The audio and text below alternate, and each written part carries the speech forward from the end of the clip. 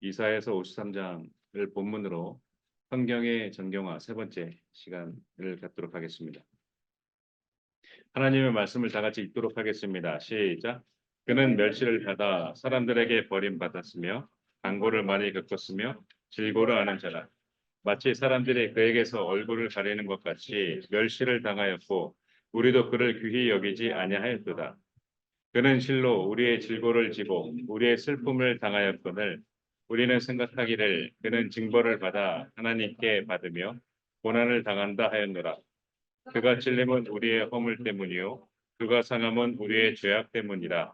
그가 징계를 받음으로 우리는 평화를 누리고 그가 채찍에 맞음으로 우리는 나음을 받았도다. 우리는 다 양 같아서 그를 행하여 각기 제 길로 갔거늘 여호와께서는 우리 모두의 죄악을 그에게 담당시키셨도다. 기도하시겠습니다. 성부성자 성령 삼위일체 하나님 감사드리고 고맙습니다. 하나님 말씀이십니다. 우리에게 그 말씀을 허락하여 주시니 감사하옵나이다. 우리에게 그 말씀을 보내주시니 감사하옵나이다. 그 말씀을 가지고서 하나님께 나아가게 하옵시고 하나님께서 주시는 그 말씀을 우리가 바르게 이해하고 하나님께 바르게 가게 하옵소서. 우리 주님께서 우리에게 주신 그 말씀이 무엇인지 우리가 이해하는 영 안을 열어주시고 성령 하나님이시여 우리 마음 가운데에서 감동 감화하셔서 우리가 하나님의 말씀을 바르게 알아듣게 하옵소서.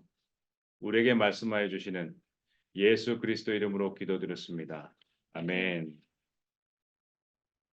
아영이 다행히 어서 와요. 네.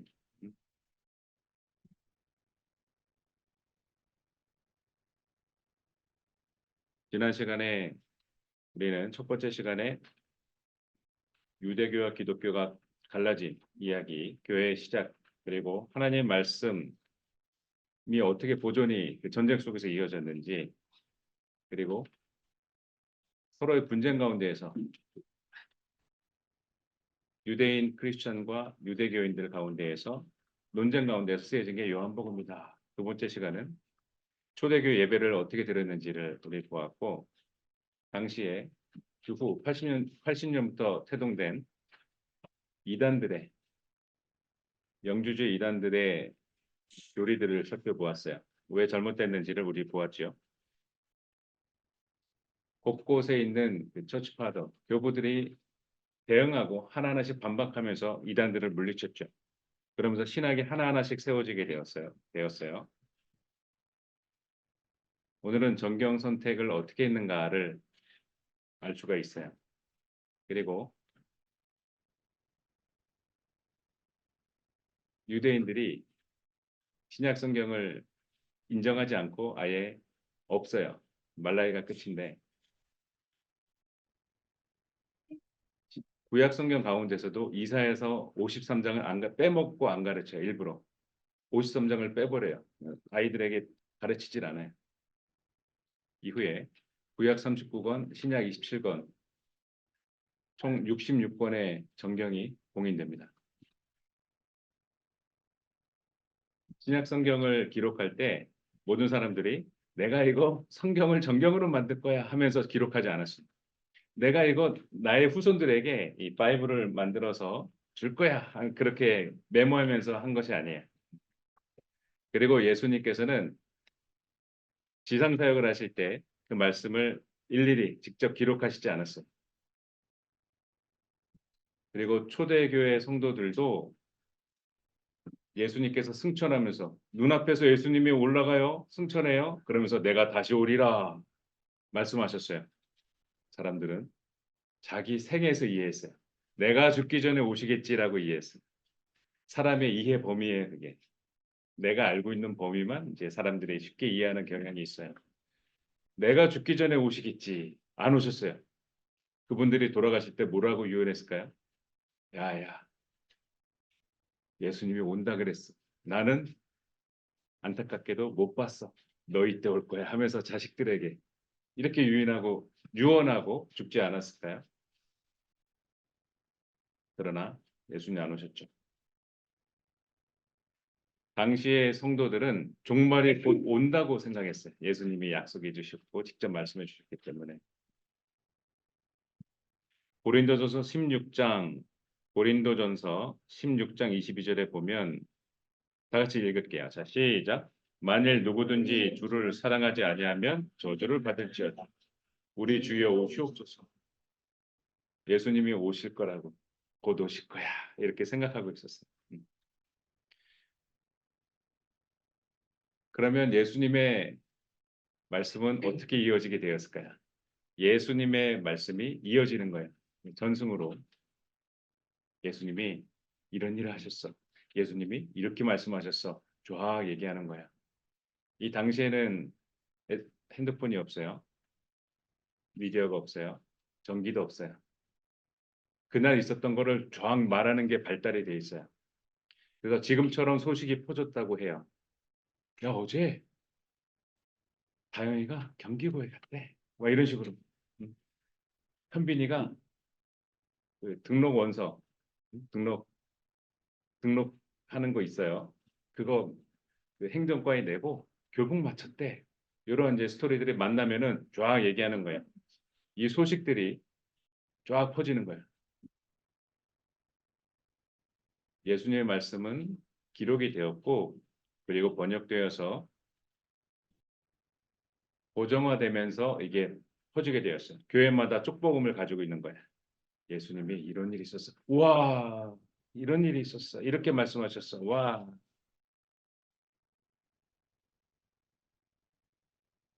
그래서 이 당시 많은 랍비들과 많은 사람들은 계속해서 이거를 암송하는 거예요.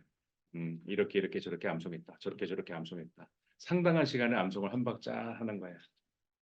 그 암송을 그 듣는 사람이 있고 암송하는 사람이 있고 이렇게 전달이 계속되는 거예요. 구두로 전해졌다.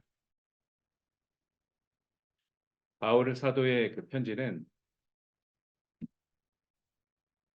등장하면서부터 그 정경의 권위를 가졌어요. 바울은 편지 자체가 등장하면서부터 공적인 편지예요.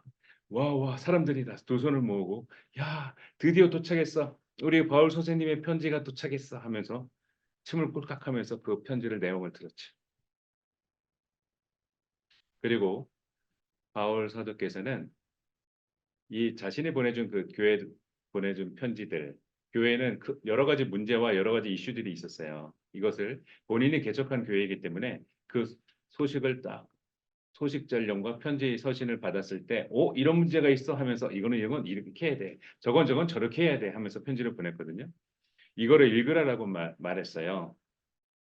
자, 골로새서 4장 16절 다 같이 읽겠습니다. 시작. 이 편지를 너희에게서 읽은 후에 라오디게아인의 교회에서도 읽게 하고 또 라오디게아로부터 오는 편지를 너희들 읽으라. 쭉 읽게 했어요. 이미 이전부터 유대교인들이 예배 드릴 때 그리고 회당에서 쭉 읽었어요. 모세오경을 읽고 예언서를 읽고 율법서들을 쭉쭉 읽었어요. 이렇게 읽었어요. 그러면 회중들이 따라하는 거예요. 우리 지난번에 아가서 주고받고 했잖아요. 이렇게 읽었어요. 저렇게 읽었어요. 이따 따라하는 거예요. 듣고 따라하는 거예요. 이렇게 예배 시간에 읽었습니다. 그러다가 세월이 흘러 주후 60년경에 됐을 때 예수님을 직접 보고 목격하고 직접 듣고 가르침을 배웠던 성도들이 한 분 한 분씩 소천하기 시작하시는 거예요. 돌아가시기 시작하는 거예요.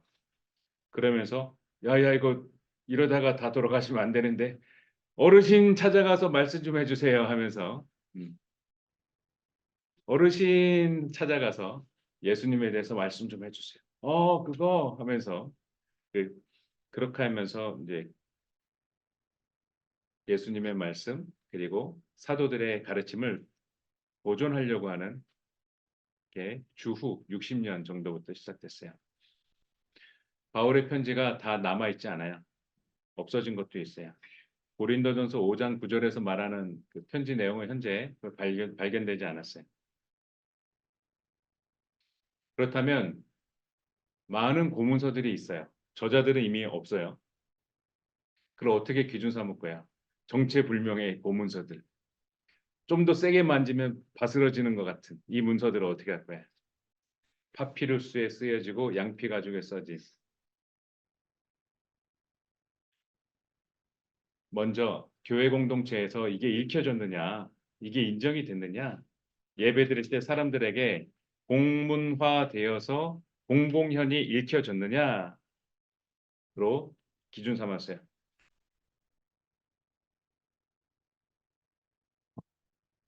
2세기 말에 교부 클레멘스가 교회들에게 이제 편지를 보낼 때, 야, 이 서신은 옛날과 지금 많은 교회들의 집회에서 공개적으로 읽었어라고 이제 보증서를 써줘요. 보증서. 그러면 그게 정경의 권위를 갖게 되는 힘을 실었죠. 두 번째로 처치 프라더, 교회 지도자들, 신학자들, 이 교부들이 인용을 했느냐, 이 편지의 내용을 교부들이 사용을 했느냐로 두 번째로 보았어요. 그러나 중요한 기준이 되지는 못했어요. 세 번째로, 야, 이거 예수님의 제자들이 쓴 글이 맞아? 사도 요한, 음, 마가, 누가, 마태, 베드로, 야곱, 예수님의 제자들이 쓴 글이냐? 그리고 권위 있는 사람, 바울과 같은 권위 있는 사람이 쓴 거냐로 보았어요. 요거를 저자가 누구고 출판사가 누구고 하나도 없죠. 그 문법을 봤어요. 오, 야 이거 바울 사도께서 평소 쓰던 문법이 아니야. 그러면 이제 조정을 해야 되고 분석을 해야 되는 거죠. 야 문체도 그렇고, 야 이 내용은 이거 우리 기독교 아닌데? 야 무슨 예수님이 결혼을 해?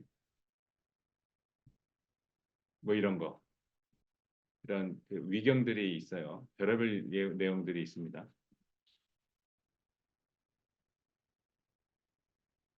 그 내용을 보고서 진위를 파악하는 거예요. 마치 진품명품인가요? 옛날 아직도 하나요? 진품명품? 하나씩 감정단들이 보면서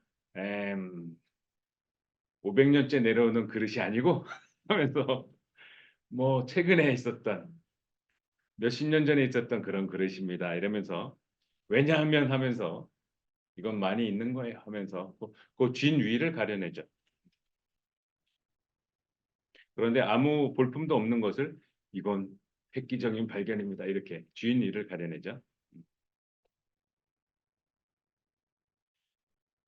즉 예수 그리스도의 그 제자 사도적 기원을 가지고 있는 문서냐를 중요하게 봤어요. 이거 정말 사도가 쓴 거 맞아? 하면서 수많은 디스커션을 했어요. 내용을 보았고 문체를 보았고 문법도 보았죠. 여기서 그 신앙의 규범이라는 게 나옵니다. 도그마, 도그마타. 규정되어진 규범이에요. 주어진 게 아니에요. 도그마, 도그마타. 이후에 이것은 이렇게 돼야 된다. 저것은 저렇게 돼야 된다라고 신앙의 규범을 확인했어요. 야, 이거 교리하고 일치하는 건 맞아? 이 내용이 예수님의 가르침하고 맞아? 일일이 확인했어요.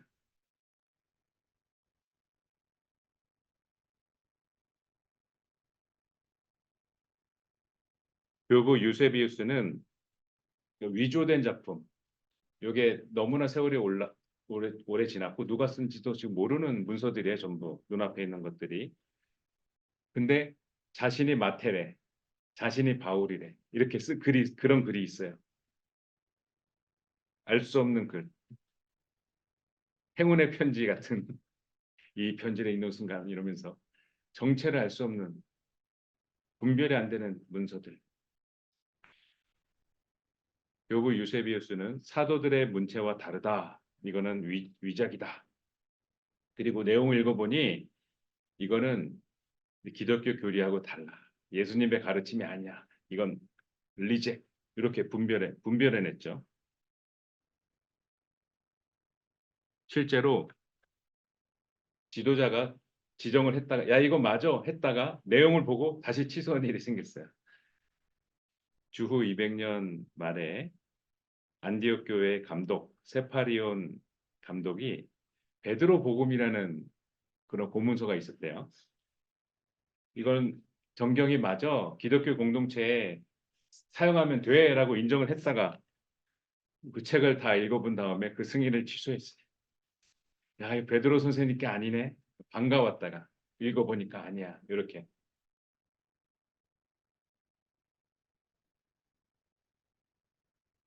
저는 말씀을 전하는 사람은 어떻게 분별하죠? 그 내용으로 분별합니다. 그 내용으로 분별해. 내용으로 분별해. 이처럼 분별할 수 있는 것. 규정이 하나하나씩 세워집니다. 도그마, 도그마다. 규정되어진 규범. 그래서 요게 그 결과물로 신조들이 생기게 돼요. 주 325년에 니케아 공의회에서 신조가 채택이 되죠. 니케아 신경, 아타나시우스 신경, 그리고 사도들의 가르침, 사도신경. 우리는 그중에 사도신경을 하고 있죠. 사도신경은 주후 600년 이후에 형성이 되었어요. 그래서 정경화 형성에 그 사도신경을 펼쳐놓고 하지 않았어요. 이후에 별도로 형성이 된 게 사도신경.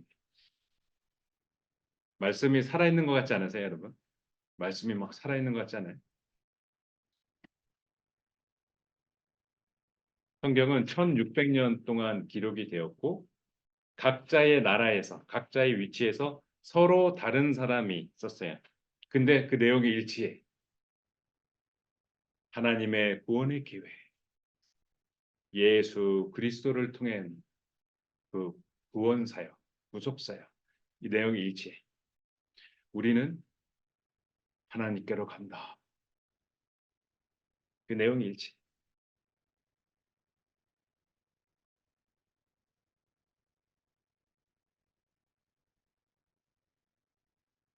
주전 700년경에 이사야서가 저작이 된 걸로 이렇게 봐요. 요 이사야서의 53장을 유대교인들은 인정하지 않아요. 그래서 현재 지금 그래요. 랍비들이 지금 이 시대에 아이들에게 가르칠 때도 이사야서 53장은 빼고 아예 가르쳐 주지 않아요. 원래 없어. 이건 원래 없어. 근데 너희 놈들이 너 아마 기독교 놈들이라고 말은 하지 않는데 후대에 누가 이걸 첨가했다 하면서 53장을 가르쳐 주지 않아요. 그리고 자유주의 신학자들이 1940년대, 30년대 요 신학자들이 인본주의를 가르쳤어요. 하나님보다 자신이 먼저인 거야. 요 인본주의를 가르쳐서 지금 미국이 저렇게 됐는데 그분들이 말을 해요. 이사야서 53장을 보니까 야 이건 뻥이야. 이사야서 53장에 나와 있는 이 내용들은 이사야서 53장에서 말하는 십자가를 묘사하려면 직접 목격해야 돼. 그러지 않고서는 이 이사야서 53장을 쓸 수가 없어. 야 이건 구라야. 야 이건 에바야. 이러면서 이건 간접적으로 배우거나 직접적으로 배운 사람 그런 신자가 아니고는 이사야서 53장을 쓸 수가 없어. 이건 이사야가 쓴 게 아니야 하면서 이후에 누군가가 첨가해 넣은 거야라고 주장했어요. 이게 한동안 힘을 실었어요. 한동안 물음표죠. 반신반의. 이들은 이렇게 주장했어요. 유대인들과 그리고 자유주의 신학자들.